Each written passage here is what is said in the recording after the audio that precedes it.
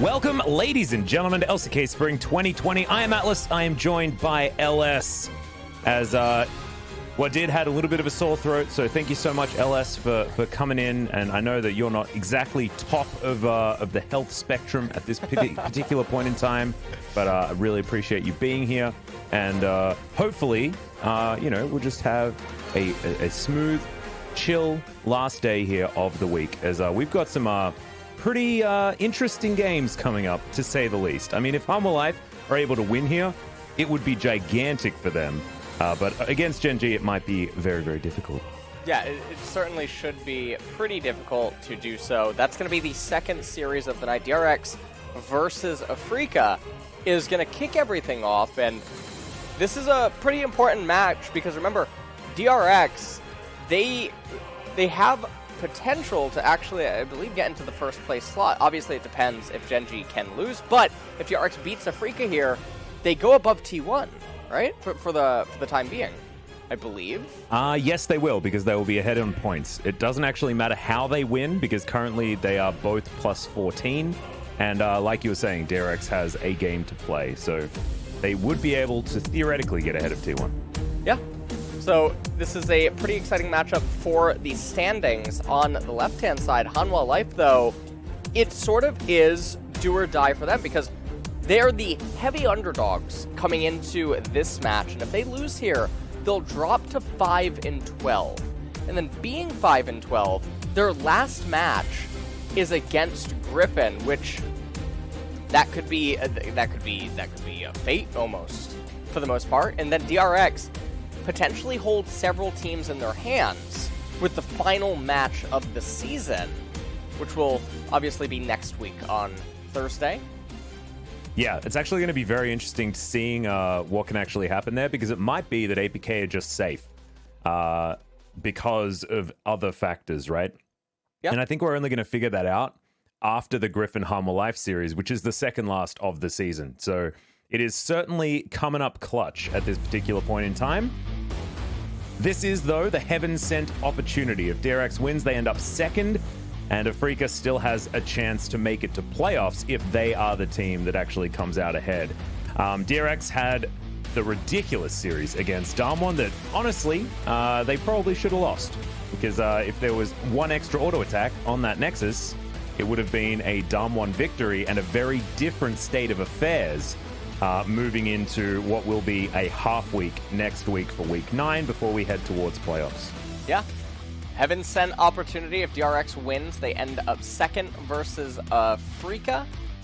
Still has a chance to make it to the playoffs, and so it's an important match for them. DRX already comfortable in that regard, but Afreeca really fighting to stay alive. DRX saved their game with 26 HP Nexus, and honestly, that was a bit of a robbery. That was DB Cooper came to life in that series and in that moment. So definitely they could have walked away the losers in that game in many different alternate universes. Afreeca finally figured out the sense of victory. Can they stop DRX's upswing? I feel like they're still slated to be the underdogs here coming up against DRX. They are going to be on red side. And we always talk about how red side can look to try to get edges inside of the draft. And yep, DRX, one of the biggest sinners in LCK. And we'll see whether they keep sinning here today. I think the last point is a really interesting one. Mystic versus Death. These guys used to face off against one another when they were back in China. EDG versus WE would have been that matchup. And also, in the years that they were there, these are teams that were actually able to find themselves victories. I, in fact, remember, I believe it was IEM Gyeonggi, or it was one of those international tournaments held here in Korea back in 2016, where WE first got, I believe, Mystic and Xie at the same time, and it was a pretty impressive time and a big upswing for WE when Deft's team EDG was performing very, very well at the time. So exciting to look back at that matchup once again as we have a look at the run for both of these squads as they move further forward. Looking at Damwon and Afreeca in their battle for playoffs. And there is a chance that Afreeca can get ahead, but it's going to be very, very difficult for them to do so. As we have a look at some of the team stats here in DragonX, although they've looked extremely shaky consistency-wise, their stats still look fantastic. No, their stats do look really good. Team goal difference at 15. They are on average ahead 1,303, whereas Afreeca, they're struggling to really find their place in terms of goal differential at 15, and win rate with gold lead at 15, 82.8%. But on the flip side, when Afreeca does manage to be ahead at the 15-minute mark, they win a pretty hefty amount themselves. The thing is, it's like double the amount of games that DragonX are ahead at 15 minutes. Yeah. So this stat is really skewed because you have to look at the percentage of time where they're actually ahead at 15 minutes. And DRX have been pretty consistently managing to do that, even if the consistency of winning afterwards is going to be there. As we're going to have a look at this DRX victory that was stolen from the face of Damwon with a 24 health Nexus. Yeah, and I mean, at this point, this was a really close series overall. This is where Damwon, they were a little bit slow. Like, even right now, right? Ghost could have already been teleporting. Could have already been TPing, but wasted a lot of valuable time. And DRX made their last stand, their race into the base. And there's... Oh, the Unbreakable. Actually, Yeah. Carrier's Unbreakable. Yeah, After Carrier's standing so behind much. a minion, save the Nexus. That's insane. It is so insane. And you can see Nuggery, he tries to get in there. Haymaker shield, trying to get any auto attacks that he possibly can. Barrel ends up dying. 26 HP, Atlas. Not even close. Not Not even- even yeah, close. Don't even worry about it. That's a calculated victory there by DRX. No inconsistencies there. Just have a look at the match score. 2-1, close series, but DRX obviously just the better team on the day, right? That's Yeah, what I we're mean- saying? Yeah, no doubt. Yeah, good. I'm glad we figured that one out. As we're going to have a look at the lineups here. No changes, of course, here for DRX, as Doran, Pioshik, Chovy, Deft, and Carrier will, of course, be taking to the Rift here today. I'm very excited to see what Chovy has for us. This guy has been only getting more and more impressive. I know that you've been touting Chovy as the best in the LCK all year, LS, and I actually feel like he is getting better as the season progresses. So you're only getting more and more correct with that particular statement. Yeah, it's pretty funny. Reddit and obviously Twitter, they say that actually, you know what? Here, let me just do it right now. My player of the game vote is actually going to be Chovy. It hasn't even started, but It's already happened. Oh my god. I thought that I would submit it already. I'm going to get that over Alright. to G-Sun as soon as I possibly can. Lineup all in is going to be here in the mid lane. And this has actually been the more consistent roster for Afreeca over their last few matches. They have looked a little bit better, despite not necessarily having the victories over teams that they'd really want to. Their only match this week was against Griffin, and they smashed them 2-0, but beating the team that's at the bottom of the standings at the moment isn't necessarily the greatest statistic. These are some great statistics, though, as we have a look at Carrier. His Thresh was just amazing to watch in Game 1 versus Damwon, which wasn't close, by the way. That was DRX showing us that probably should have been a 2-0, and in the end it was an extraordinarily close 3-game series because of what we were talking about with consistency being a huge issue for this team. Yeah, I mean, Carrier has always been pretty integral to a lot of the DRX victories, and in the last series, I mean, he just had such a phenomenal performance, and I like how they're highlighting this as the key player matchup, because when you go down the line, Chovy and mid lane probably going to be really favored. In terms of the bottom lane AD carry position, I think that's another one that could have taken over the key player role, but I think that Carrier versus Jelly is going to be the real struggle for Afreeca in general, in regards to where can they really find some sort of success that isn't to just be expected like up in the top lane. And I actually think that one of the stats there was the most interesting. The assists per game being #1 in the league just shows that Carrier is played around by DRX a lot during the early game and during the mid game, where he can really get into the enemy's face and start the fights off. Regardless of his KDA not being at the top, he's the one that gets things started here for DRX. So we'll see whether he does get onto a priority pick, as Afreeca have noticed that giving Deft to Felios is generally a bad idea, and they are going to ban that one away. Interesting that he managed to get it twice in their last series, as the Elise banned against Spirit, of course. And Callista going to be banned on blue side, so DRX gunning for a different first pick option this time around. Yeah.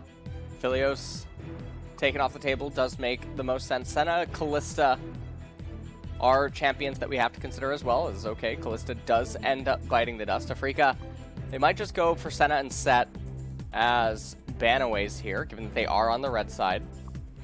Yep, the Aphelios is going to be augmented now. 1 second to go. Set banned away. As Afreeca do get rid of that guy. Pretty standard stuff here. Elise doesn't necessarily look standard, I know, to most of you sitting at home, but she's been banned against Spirit in the majority of their games, to be perfectly honest. So not a surprise there at all. The most banned champion, in fact, against Afreeca is Elise by about 20%. Yeah. People just don't like Spirit getting that champion. And the rest of them very standard bans. As Trundle going to be banned away here by DRX, and we look for the last one on Afreeca's side. Senna probably going to be the highest priority. Well, I'm not really so sure what DRX would open with on B1. As there's a lot of different, I guess, approaches to this draft that they could end up going for. Ooh, Zoe going to be banned. That is, of course, the Chovy special, as DRX can just lock away center if they want to. This is one of the teams that likes to do all sorts of different things. Is Varus also up? I apologize, ladies and gentlemen of the collective, because, of course, Varus very high priority at the moment as well, and sort of slipped through my memory banks, as the Jace going to be locked in as a response, and Spirit looking to take away his Jarvan.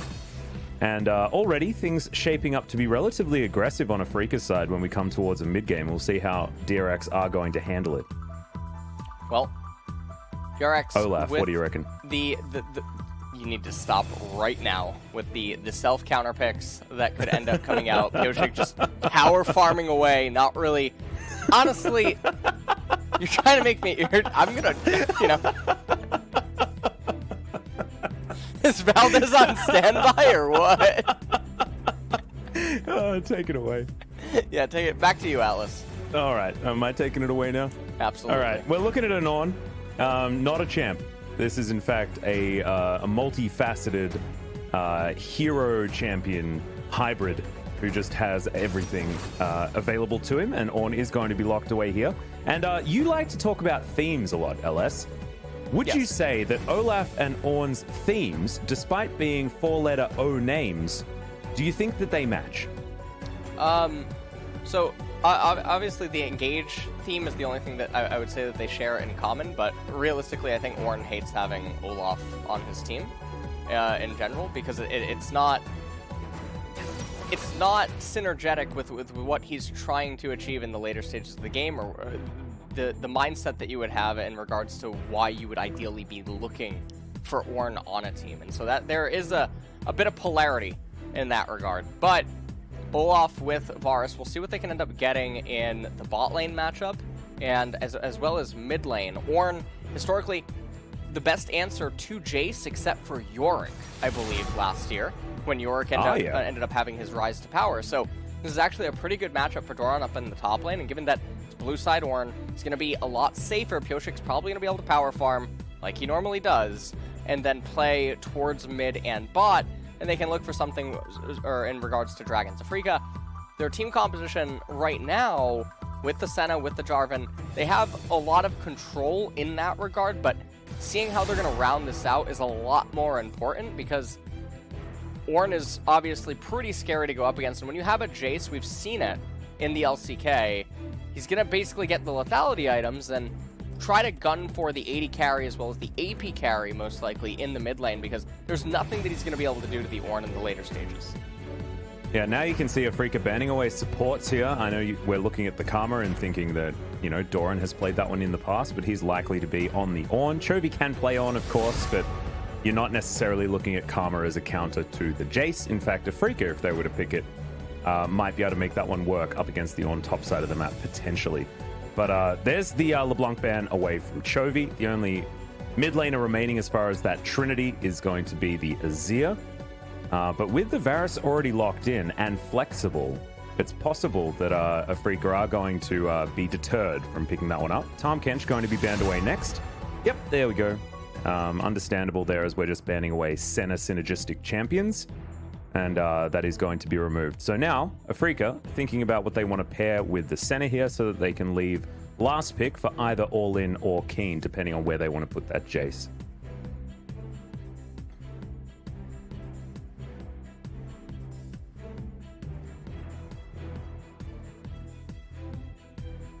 Ooh, or go for a multi-flex. This is interesting, as it is Nautilus locked in, but remember, he can go into the mid lane if they would like to. Don't necessarily know whether I like it, but in theory, they can keep their options open. Well, I'm a bit blind right now, so I'm trying to keep in my memory what you're saying. My stream has died right now, Alice. So you can okay. hear me. Well, we're so hovering Nautilus on came in on Morgana. R4.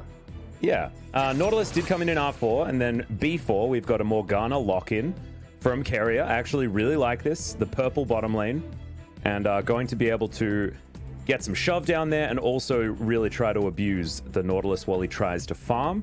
I do like that one a lot. 10 seconds to go as we look for either a mid laner or a top laner here for DRX. Expecting a blind mid laner, but we're going more of a flexible option here with a lot of power in the mid game. No, we're not.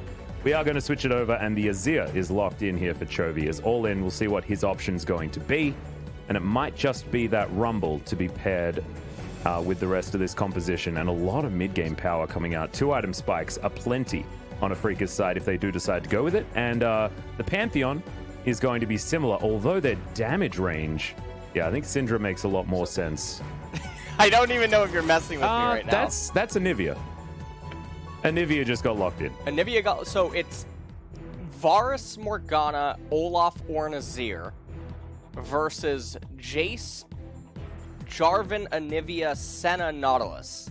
Correct. Okay, and the Anivia... It's a bird battle in the mid lane, dude. The old one-trick Anivia player from way back in the day. And I believe the last time that he played this was the 13,000 gold deficit game at 20 minutes. If you remember. I believe I was casting with you. It might have been Valdez, but it was a game that Anivia really showed her colors and managed to hold on as long as possible underneath that amount of pressure. And let me have a look to see what how many times he's actually played it in competitive play. I do have the statistics here. He did lose the one game that he's played on stage on Anivia.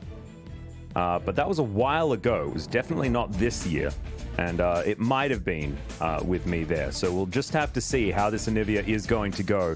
Certainly a very avian theme in the mid lane, which I very much like. However, Pigeon versus Eagle, I don't think you're ever going to win that battle if you are the Pigeon. So we'll just have to see whether the Animal Kingdom is what we can rest our hats on as far as figuring out who really has the advantage in this game. Well, the team composition for Afreeca is pretty nice. The Anivia and the Senna are pretty on theme with one another, and the Jarvan obviously getting a lot of value against the DRX team composition. The Jace, obviously a bit off theme though, with what the other champions are trying to achieve. I'm going to be curious to see if Keen ends up going for Muramana, so that he has more utility in the later stages of the game, and he can really synergize with the Anivia and the Senna in a controlled setting. Because against the Anivia and the Varus, it's not like these champions are gonna be open targets for lethality Jace to hit. Also, Afreeca is on the red side, and so DRX's scaling champions, they're gonna have a pretty easy way to just scale up, coast into mid-late game, and try to come online. And the ornaments, it's not the best, but also not the worst all around, given that Morgana is one of the champions that does consistently build an ornament. She gets the Zanya's Hourglass, that gets upgraded. DRX has massive amount of late game scaling, whereas Nautilus and Jace are going to taper off, and it's going to mostly be the Anivia and Senna trying to 2v5. Yeah, I think there's another option that Afreeca can go for, because depending on how you... Oh no, Jelly. Pyosik in position here, and they already get a flash as Pyosik gets rid of this ward as well. And so he'll grab the first CS here of the game. Definitely a really good start here as the late invade is going to be successful, and Pyosik once again off to a brilliant start. But we've seen him do this so many times before. I mean, against Canyon Sejuani, he was so far ahead, and then still didn't manage to get enough done as the game continued. As All In getting the shove here against Chovy, which is what you'd expect early on for this Anivia.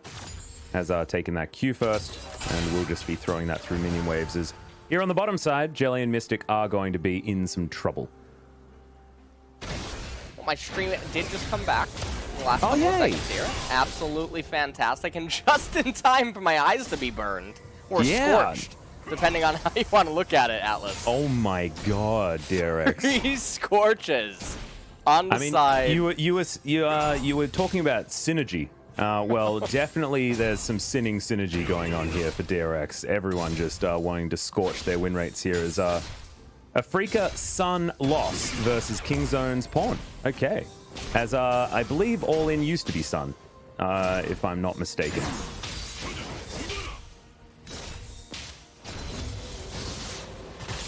Yeah, so it was the first time we've seen her in a year. Yep. And I do believe that was that game. So it was against Kingzone, which is, well, DragonX. Formerly DRX. Yeah, formerly. And so here it is. And so will the Cryo Phoenix rise and redeem herself here today? Or is she just going to somehow manage to die again? That's the big question. Well, I mean, are you an X-Men fan? How much of that lore do you know?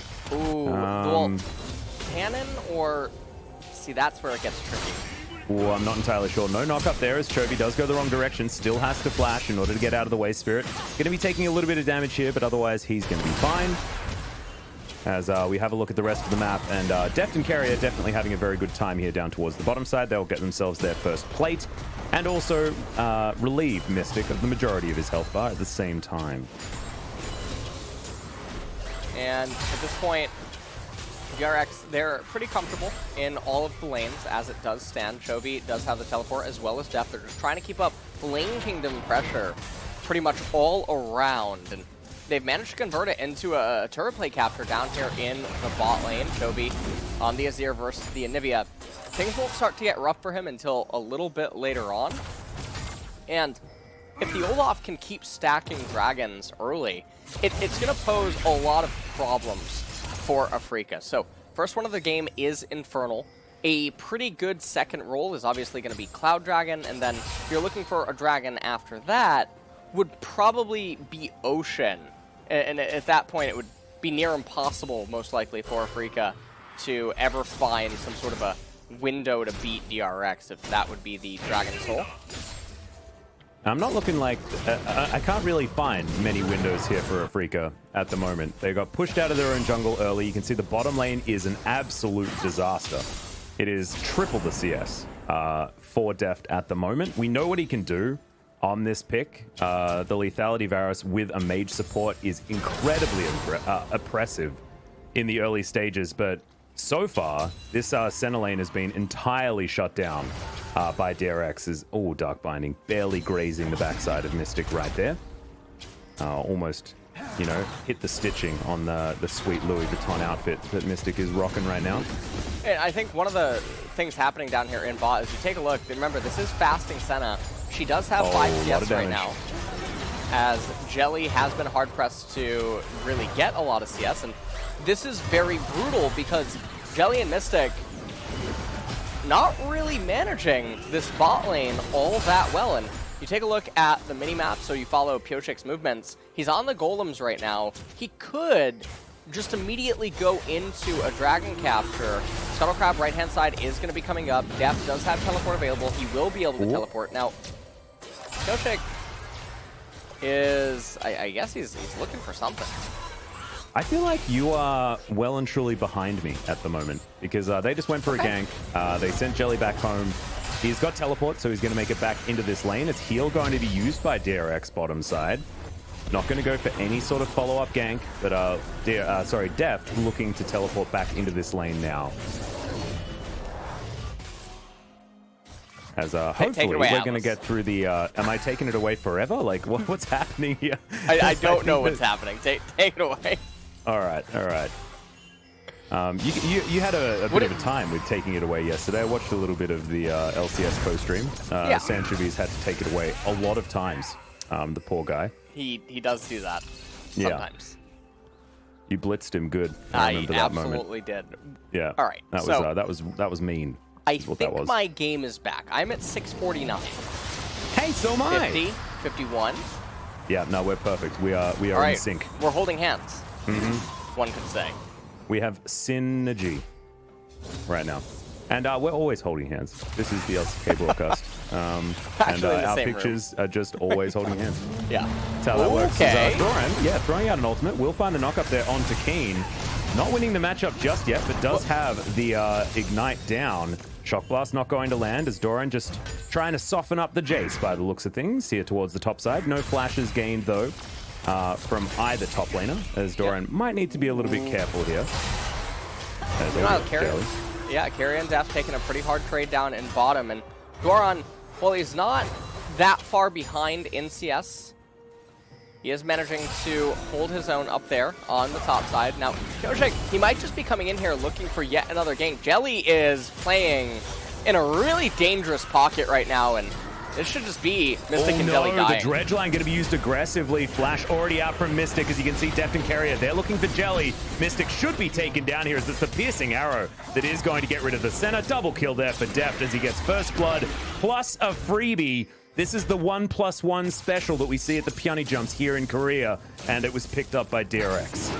And they're going to immediately convert this into an Infernal Drake capture. Afreeca on the other side of the map. They're trying to get a Rift Herald. Rift Herald's not going to be the end of the world for DRX, because yes, it will be used to most likely convert into turret play captures onto that Azir's turret in mid lane. And what I would expect is that it's really hard for either of these teams to raise each other's mid-tier 1 turrets. So the fact that Afreeca does pick up the first Herald, hopefully they can plant it in mid lane. If they go up in top lane and plant it in top just to get more gold on Jace, I am gonna...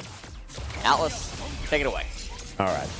So what I was actually going to say, as Doran is able to successfully mitigate that knock-up, what I was going to say earlier is that there is an opportunity for Afreeca to play around a split-pushing Jace style of build. It's not where he's going, but Blade of the Ruined King could have been an option here to go up against Doran and win that war of attrition a little bit easier, and was a build that was popularized by players like Smeb, going for more of that split-pushing Jace. And then you can utilize Anivia for what she's good at, right? As ultimate comes down, and that oh no, it's just dead Carrier. As there's the Dawning Shadow. Pyosik coming on in here. The flash forward. Undertow is going to land. So it will be a 1-for-1 as they're looking to try and give this kill over to Def. Pyosik eventually is going to pick that one up, as now Jelly, max range, dredge line will get them out. But it's a 1-for-1. So probably fine news here for Afreeca. Yeah, I think that Carrier wasn't expecting the damage to come out the way that it ended up doing. But nonetheless, Def still super big right now down here in bot lane. 84 CS, 2 kills. Let's take a look at this one more time. And what I was referring to at the time that this happened, I said that Nautilus was in a really bad pocket. And what I meant is where he was standing in lane relative to the Fog of War was generally pretty unsafe. In the meantime, Spirit gets thrown underneath the turret there as Carrier looking to try and lock him down. He doesn't have the Flag and Drag available, just going to Cataclysm over onto Carrier. There's the flash in, as Chovy should be able to get it. The egg now available, but I don't think it is going to respawn in time, as Chovy desperately trying to get the DPS. All in will fall. Carrier grabs that kill, and DRX 5-1. It's 5-1 right now, and it's a complete stomp here inside of this game. They're up about 3,000 gold. They have the Infernal Dragon. They're going to be in position to get the Mountain Drake, and you can just see the Jace. You can't really do anything against the Ornn. We mentioned this in the Champ Select, that really Jace is, I mean, he has autonomy, he has control over the lane, but it's just so rough. We take a look at this replay. The chains end up landing, and you can see that Carrier is not expecting to go down like that. Pyosik throws over the Undertow, and it was a little bit surprising. Deft playing super reserved, given that he had the flash. I think there's definitely a world here where they're able to get both Jelly and Mystic, and we take a look at this setup. Carrier off of his reset, knowing that Deft was resetting as well, so Carrier has to come over to this side of the map anyway, and Spirit should actually know that, given the way that the bot lane was resetting. So really peculiar that he was looking for a gank. They end up getting the flash out of all in, and then the question ends up becoming sunny side up or scrambled as Anivia was brought down, and it's going to be a very long time until she's online. They put the Rift Herald in top lane, Atlas. Yeah, it was timing out, actually. I think Spirit wanted to use it mid lane and unfortunately died, as Shelly should be able to get herself a decent charge here, so this isn't too bad for Afreeca. They got lucky with the lane positioning, as Shelly does get some plates there for Keen, exactly like you were afraid of earlier on in this game. Undertow gonna fly over Spirit, but there is a blast cone as... Oh, okay. Jelly's dead, guys. Pop goes the Nautilus. Yeah, well, I mean, he's really living up to his name here in game number 1. There's naught that he can do. Well, he's looking like Jelly. You know, living up to that name. For some honestly, reason, that wasn't funny, but Nautilus. Sanchovis would have laughed. Valdez would have had my back there. All right, well, they can take it away. Okay. As we do have a pause. We do. Sepia mode is now upon us, as I think it might be Afreeca wondering why all of their champions seem to have zeros in the first column, apart from one person on the bottom side of the map, because honestly, everything is going wrong. Maybe Afreeca looked at the compositions and were like, hang on, wait a second. We're the ones that are supposed to be winning. There must be a problem with the game. Because, of course, DRX with a scaling composition involving the Ornn and the Azir, and they're still smashing this game. As we did just get word from our producer, but I didn't quite catch what it was, so it's still a mystery. What? Def's screen is frozen.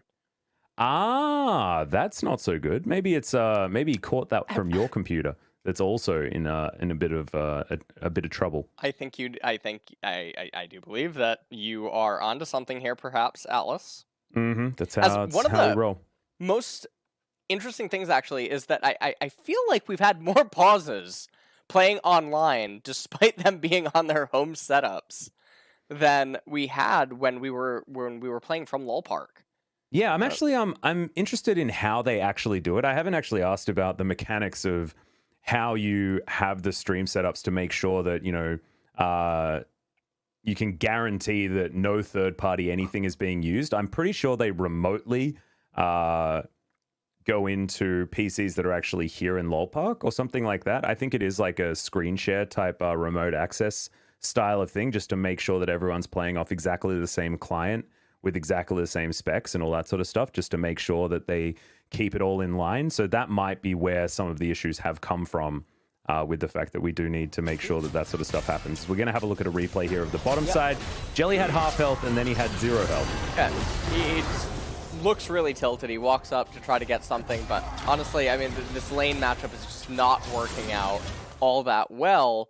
And if you remember, I mentioned that, especially in this meta, when you're willing to pick a Nivea, or if you're willing to pick something like, if you're willing to pick any sort of control mages that can sort of just go into a plethora of different matchups, the R4 mage pick in mid is really good. It's just the way that the meta works right now, the champions that exist and whatnot. There's lots of mid lane champions that are very versatile, can go versus a wide range of champions, and for the most part, be pretty okay. There's ways to avoid the laning phase. And then you get a lot of value by counterpicking the Senna support with whatever it is that you're trying to faster. Unfortunately, they went for the Nautilus on R4. They ended up walking into a bit of a rough time. And you can see this game. Yes, it is Deft and Keria, but things are certainly not going very well for the Afreeca bottom lane. And I don't want to call the game over. Well, you know me, Alice, actually, I do. But yeah, this game is really, really rough. They are so far behind. They have a dead weight and the Jace on the top side. Yes, he has a couple of plates. He doesn't stand up to Ornn. He's too far behind relative to what's happening on the other side of the map. Yeah, it's looking really, really dicey, as I believe we are moving back towards a fixed computer situation here for Deft, and should be back into this game ASAP. But yeah, I just think that from the draft to the gameplay, things have not been working out here for Afreeca whatsoever. And actually, it's good. I think that if DRX can have a similar performance as we move into game number 2, that's when I'm going to start being excited about DRX. But until they can actually back up a good performance with another one, I'm still going to be a little bit worried until the LCK is projected as like a best-of-1 tournament. Because in one of those, DRX would look amazing, but right now they just don't seem to have the longevity to play out exactly the same level of control and play that they've been able to in their game #1 performances, especially from what we noticed in their last series against Damwon Gaming. So that's where I'm sort of looking for DRX to improve. And so whether they can keep their mental moving into game 2 is going to be the really important thing. They do need to win this game, though. So we'll see what they're going to be able to do there as Deft moves back to lane with his teleport. Now, we'll have a look very soon as to what he's been able to put in his coffers since then. As Doran at half health, wanting to try and protect this turret, as Jelly's going to turn up as well. Doran throws out the Ornhorn, but all of the boys are turning up. Dredgeline not going to really find the mark there, but it looks like Doran will be falling down. Chovy teleported in for some reason, as he might have to already used his Emperor's Divide, in fact. As I think Carrier did find a Dark Binding. That's definitely good news, as Chovy not going to be displaced by that wall that came up. And it is going to be DRX taking the Mountain Drake on the other side of the map. Next Drake will be the Cloud. It is just Cloud Souls for what feels like every single stage of every game in the LCK. Not sure what it is. Maybe it's because we're moving into spring, more cloudy weather. I don't know. It's weird. All right, well, Cloud Soul being the first one of the game does help Afreeca a little bit, because it means that they're not as pressured by this next third dragon that's coming up.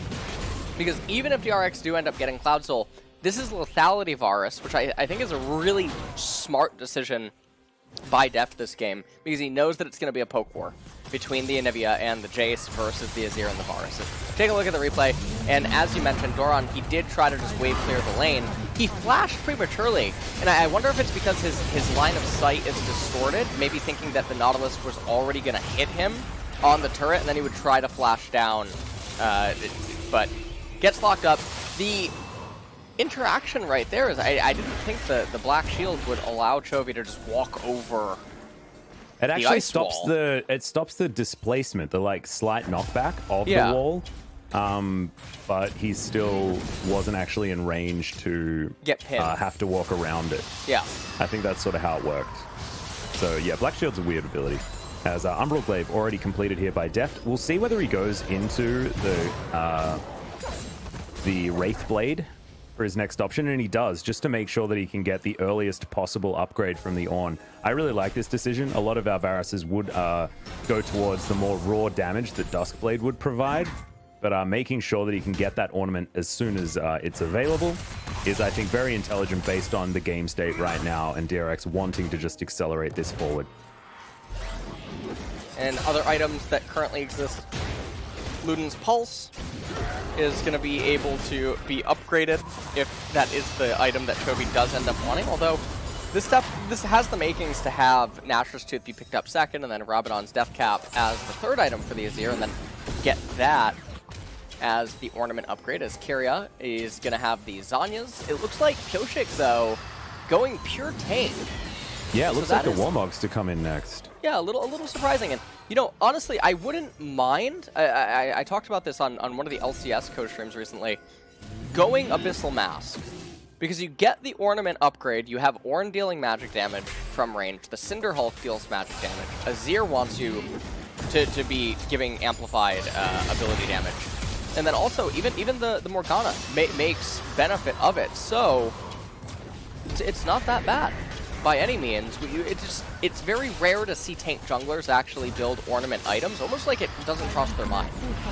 Yeah, it's a bit strange. We actually saw it once, I believe, from Cuz. That was the only time. As the poke, like you were talking about, coming out here, is the egg going to be available, but needs to be utilized. As now Pyoshik comes on down. Deft is going to grab that kill, but now the fight is on as Keen finds the backline. Deft immediately removed as Chovy also going to go down. It's a really good Ornn ultimate as Jelly's going to fall. Carrier goes golden. Keen's going to fall down. And even the support staff of DRX are able to do the work and take down the majority of Afreeca. Yeah, and this is going to end up resulting in the mid-tier 2 turret going down for DragonX. They move up to almost a 6,000 gold lead. They're coming really close to doing so. Ornn's going to get towards that bot wave. We'll see what ends up happening as we resume back into live. And we take a look at this replay. This was a bit risky. Didn't need to happen like this, as All In managed to land insane amounts of damage down onto Deft. The Jarvan EQ coming forward onto Chovy, who raises that Sun turret to sort of help out. And so it's a pretty clutch passive use here by the Azir Keria, just doing so much damage as well. Eventually having to flash away from the Jace, thinking that Keen would try to kill him. Yep. And as we, resume back into live, 35,000 gold is the scoreline. So 5,500, Mountain Drake, Infernal Dragon. Ornn is going to have his ornaments soon. And things are just looking near impossible. This is very reminiscent of the last time Anivia was picked. Not quite as much of a blowout, but it's mostly going to be Anivia trying to hang on to this game via all of her wave clear. The problem is that DRX very simply took down the outer turret in mid lane. They took the inner turret as well. And that's where Anivia wants to be parked, right? You want to have that outer turret available for as long as possible so that you can retain some form of map control and utilize your Anivia effectively. Right now, I mean, you're going to be protecting an inner turret bottom lane, that sort of thing, and your inhibitor turret. And DRX should just be able to storm the gates there and also keep Afreeca out of their own jungle and consistently losing gold as this game progresses. So it feels like the Anivia pick has not done her job so far this game, as DRX will move down and put themselves towards Cloud Soul point. And I mean, as far as Cloud Soul team comps are concerned, this is a pretty good one, to be honest. Deft wants to be able to reposition, Doran wants to be able to reposition, even Chovy in a similar boat. Pyosik probably the best Cloud Soul user in the game on the Olaf. And Morgana, uniquely, really does like to put down those soul shackles and then move quickly into being able to lock down multiple members. So, I mean, I don't mind Cloud Soul for this particular composition. Well, it is going to be available for DragonX to capture in 4.5 minutes. And that will be really, really early in regards to a soul coming online. We're entering the lull state right now, though, Alice, as it's time to play ping pong with the waves. Now, the Azir could have very easily frozen this wave, as there is nothing else to do on the map, and that would end up denying an entire wave away from Afreeca. And if they tried to group and siege as 5, then the Azir has TP or the Ornn has TP, you get a team fight, which is exactly what DRX wants right now, but Afreeca would never in a million years voluntarily opt into. And instead, we're gonna push lanes up here in top. Keen is gonna be waiting on the wings to try to capture that. Doran is level 13, almost has both of his ornament upgrades. Chovy gonna have to wait a little bit to get this turret, but all things considered, I don't know what Afreeca is supposed to do in this game outside of a miracle teamfight controlled by the Anivia. Yeah, and it's going to have to be in a counter-siege situation, which DRX are actually pretty set up to get themselves in a really good position for, with things like the Sun turret, with the Varus poke being so potent.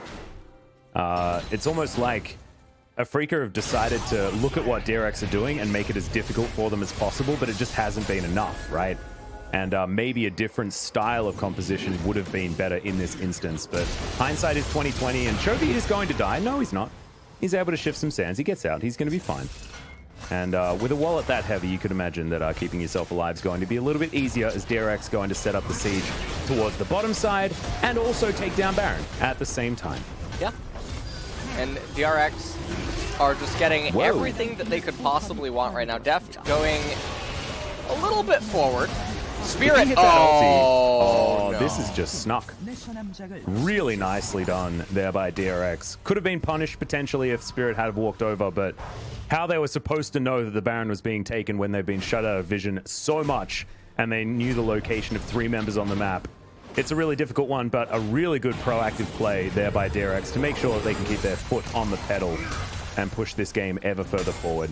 As Doran's going to split on the top side, looking to just play some ping pong, as we like to talk about, as he wants to be over near Deft to hand out his sweet ornaments that he's going to have. In fact, the Wraith Blade already there, so I tell a lie, it doesn't even matter, already built up. And this 3-item Lethality Varus is chunking. If Mr. gets hit by anything, he's just dead. Straight up. We saw that already towards the bottom side. And Deft able to clear vision at the same time with his Umbral Glaive. Yeah, and they're just sort of controlling this game right now, and this is a very late Oblivion Orb pickup by the Azir, but you know what, Atlas? I love it. Chains of Corruption. There's no MR, and okay, we might have a team fight brewing. potentially. All in down to about half health as Chovy's going to move in, but you can see Afreeca out of position. And as soon as the Anivia isn't at this mid inhibitor, then DRX should just be able to pile through and take this one down. A lot of turret damage available here for this squad with Varus and with the Azir. And this inhibitor will just be falling without any response there from Afreeca. They know that they're just not strong enough to be able to fight this in any way, shape, or form. Yeah, it's just looking really grim for them. 1 minute until the Cloud Soul is going to end up coming up, and you have Chovy. He's shoving in top lane right now. Just going to be able to raise that turret. All-in knows that he can't actually walk up to try to press his R. The Baron minions going to be too durable. He would end up putting himself at risk for DRX to end up collapsing. EQ Flag and Drag comes out by the Darwin. All-in playing with fire against Kyria right there. Ornn ultimate going to come out. Stone Plate. There you go. Yep. Take it away.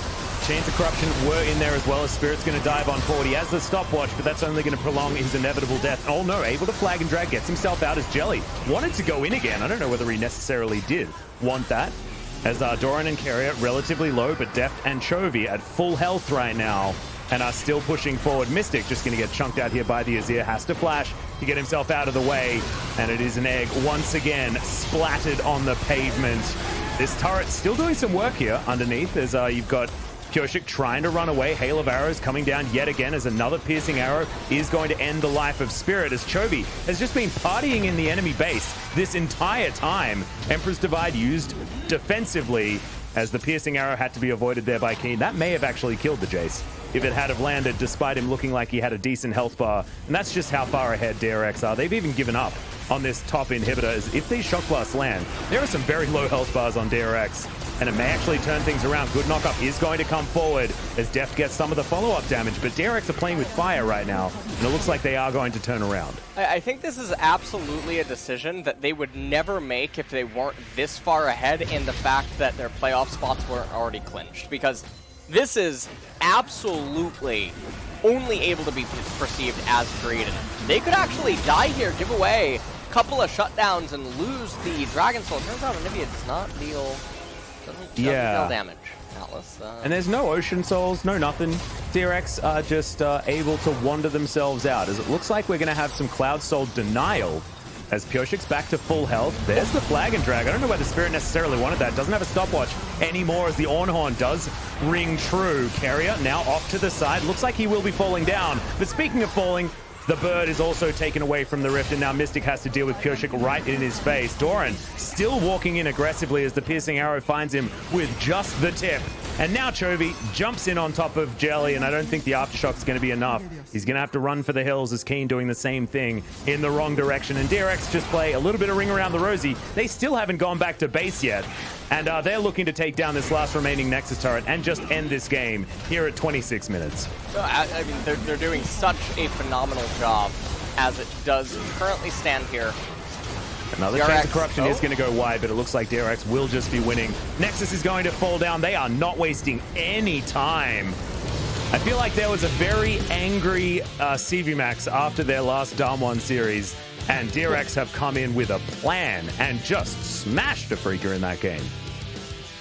Well, that was a absolutely dominating performance, game number 1 by DRX, and it lived up to expectations. It was about what we did anticipate coming into the series tonight. Now they're going to hop over to the red side in game number 2. And remember, Afreeca, they had opportunities to utilize counter picks. They didn't this game. And so now they're going to be the ones blinding. And I can only imagine that's going to be pretty scary as we move into the next set. And also, where's their mental at losing a game like that in this fashion when they are struggling right now to maintain their spot in the standings and whatnot. And I give my POG over to Kyria. I think that he just had such an integral part in so many plays and interactions that occurred early on in the game that really got the ball rolling. And also, once again, he had that incredible kill participation. I absolutely agree with you. I think he helped get Chovy ahead, as well as making sure that he smashed the lane alongside Deft. And oftentimes, when you've got a support that roams around the map and is able to get work done, it's due to them sacrificing their AD carry, and he absolutely did not do that. Him and Deft crushed the lane to a sufficient point, and then Carrier was unlocked in order to get around and make sure that he spread his lead. So I think that once again, Keria had a fantastic performance, and I gave him my POG vote as well. Well, we'll see if he does end up getting it at the end of this. Atlas says, I think he's doing really good here in Spring 2020. Only a couple of matches left. This is what started everything off, and honestly, Jelly and Mystic, they looked like what ends up happening when one team is smurfing in solo queue, and they're just, well, what I mean is DRX is smurfing in solo queue. Because it just looks like the lane state is not reflective of the level of players that they are, and they were so susceptible to a gank right there, and that's why it was so interesting to see Jelly and Mystic be standing where they were. As this was also really interesting. You know that the Morgana was reset, you know the Varus was reset, so Spirit has to anticipate that Morgana's either passing near the Raptor camp, or she's already in mid lane, waiting for Spirit to do what he did. So, just the most bewildering series of events. Chovy and Keria managing to bring down the Cryo Phoenix right there. Really good movement backwards as well by Keria to draw minion aggro, make way for the binding if necessary. And this was the fight that got a little bit dicey.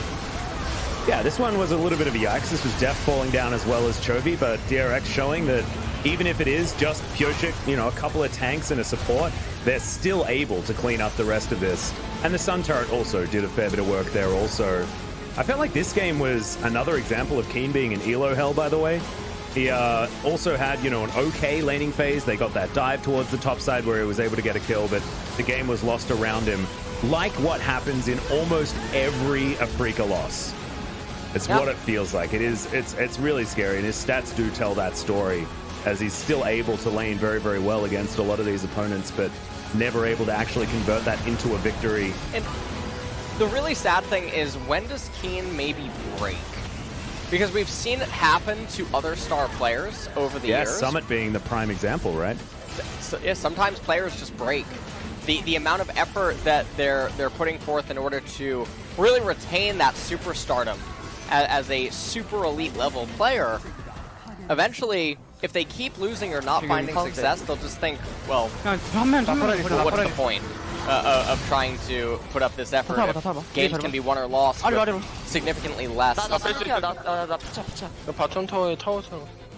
Pyoshik playing some bouncer here.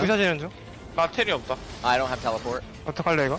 집 끊을까 그냥 내가? How do you guys want to do this? 다 먹었다. 나 뒤에 오로 다 끌고 있어. 애니비아 노플. Navia no flash. 애니비아 잡았고. I got Navia. Now he's singing. Well, it sounds like they knew that they'd won at that particular point in No, time. you can't. 넥서스 깨로 가다. Something about the Nexus? I don't recognize the word. 나 아직 공 있고. I think they just wanted to win. 제이스 플래시 있다. 없어. Jace. 없다. Oh, Jace has flash. 뭐야 부럽지. 제이스 봐봐. Pay attention to Jace. 넥서스 아무렇게 해도 끝날게. 넥서스 Focus 차라리. Nexus. 제이스야. GG. Thank you for that one at the end, Yeah. Alice. It's my input to the Honestly, translation. yeah. I hope you appreciated it. Yeah. As yes, this is another graph that looks exactly like an Afreeca graph generally. Unfortunately, the center didn't manage to get off the ground in any way, shape, or form, and we can have a look in this gold graph just how linear and comfortable it was for DRX as we moved further forward in this game. 12,000 gold was the lead in the end, a 26-minute victory. This was a shellacking, if ever I have seen one. And a very impressive performance out of DRX. And we'll see what they do as they move to the red side in game number 2, because oftentimes we talk about red side as being a little bit more powerful. And if we have a look at DRX's stats, they're one of the teams that actually has a blue side advantage throughout most of their games. So interesting to see what they're going to have in store for us on the red side to see whether they can get a few more wins under their belt. But, ladies and gentlemen, that will be after a short break, and we'll see you back for game number 2 in just a moment.